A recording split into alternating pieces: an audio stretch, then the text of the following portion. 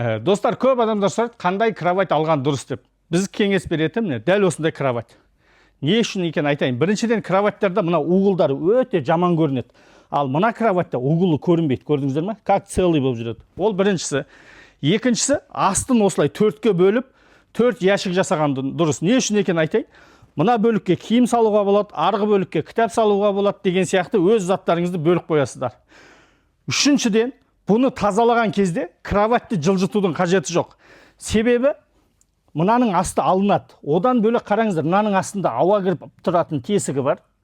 Екіншіден, мынаның асты алынады, міне қараңыздар, аласыздар, жуып, тазалап, қайтадан салып қоясыздар. Өте ыңғайлы.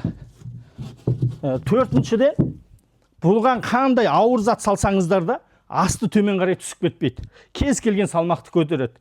Ең жоғарғы сападағы кроваттардың қатарына кіреді. Және де ортасында осындай упоры бар. Кроваттың мына темірі осыған келіп жатқан кезде өте үлкен салмақтарды көтереді. Сондықтан сапалы кровать іздеп жүрсеңіздер, дәл осындай кровать алуға кеңес береміз. Ал егер осындай кроватты қайдан алам десеңіздер, біздің парақшаға тіркеліп алыңыздар, және бізге заказ берсеңіздер болады. Тікелей производстводан өте тиімді бағада.